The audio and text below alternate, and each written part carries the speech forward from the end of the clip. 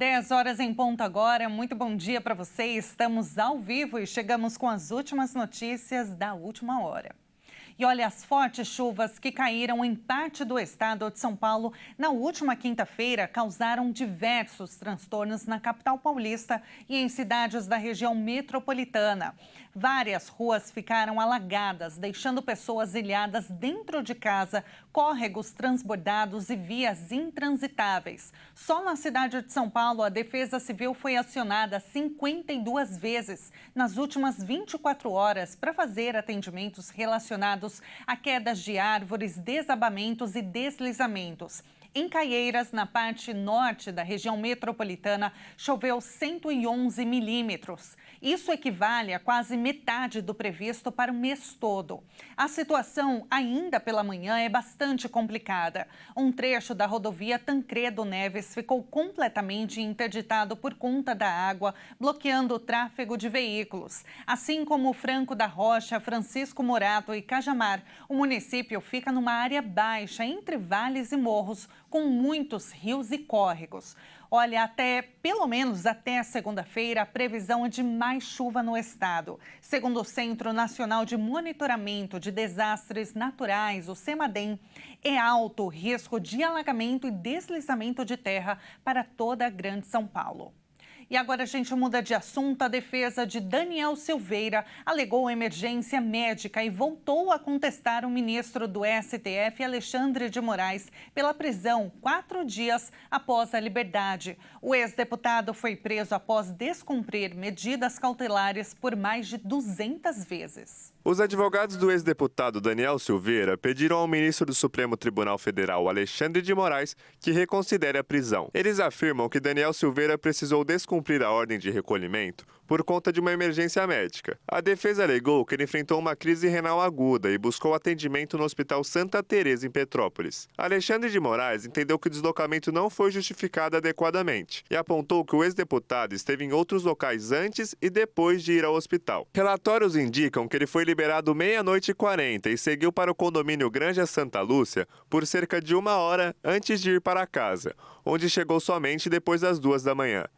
A defesa alega que o endereço é da mulher dele, que acompanhou no atendimento médico. Em nota, os advogados classificaram a decisão como desproporcional, arbitrária e ilegal. Moraes manteve a prisão de Silveira após a audiência de custódia realizada na terça-feira. O ministro destacou que o ex-deputado violou medidas cautelares 227 vezes, desde o início do processo, e acusou o sentenciado de total desrespeito ao Poder Judiciário e à legislação brasileira. O corpo de mais uma das vítimas do desabamento da ponte que liga o Maranhão ao Tocantins foi localizado. A informação foi confirmada pelo Corpo de Bombeiros Militar do Maranhão.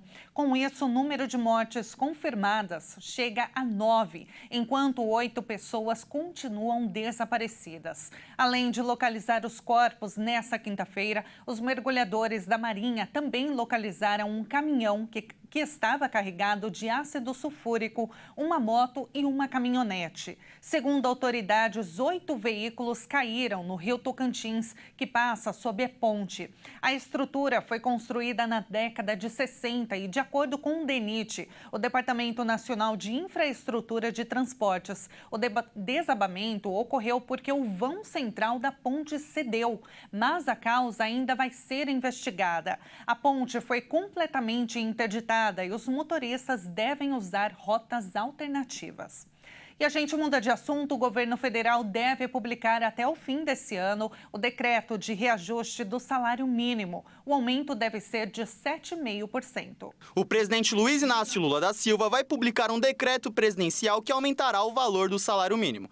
O decreto deve ser publicado em 31 de dezembro e a correção valerá a partir de janeiro, com pagamento em fevereiro. O aumento do salário mínimo para 2025 vai considerar a inflação do Índice Nacional de Preços ao Consumidor, calculado nos últimos 12 meses até novembro, junto com o crescimento do PIB nos últimos 2 anos. A quantia, que hoje é de R$ 1.412, vai subir para R$ 1.518, um aumento de 7,5%, o que equivale a um aumento real acima da inflação. Contudo, o valor está R$ 10 menor em relação à estimativa anterior, com um aumento apenas de 2,5% ao invés de 3,2% da regra anterior.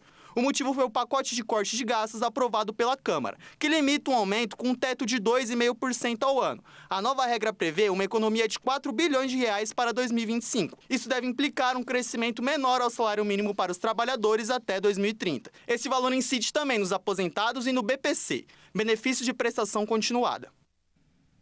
E atenção, porque o expediente bancário teve o horário alterado. Vamos ver na reportagem.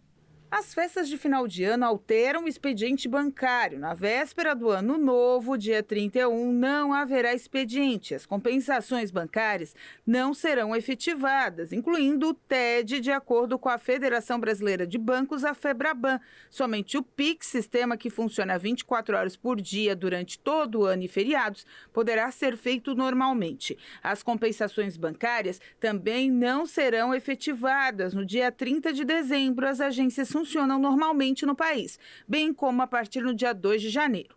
Contas de consumo, água, energia, telefone, etc., com vencimento nos dias em que não há compensação bancária, no dia 31 e no dia 1º do 1, poderão ser pagas sem acréscimo no dia útil seguinte. Já no caso dos tributos e impostos, caso vençam no feriado ou nos dias em que não há compensação bancária, é necessário que o pagamento seja antecipado para evitar a incidência de juros e multas. A resolução do Conselho Monetário Nacional não considera dias úteis para fins de operações bancárias os sábados, domingos e feriados de âmbito nacional, e as agências bancárias não funcionam em feriados oficiais, sejam eles municipais, estaduais ou federais. Os meios eletrônicos são uma alternativa prática e extremamente segura aos clientes que podem usar as áreas de autoatendimento nas agências disponíveis e os canais digitais, como celulares e computadores dos bancos, para a realização de transferências e pagamentos de contas e demais serviços.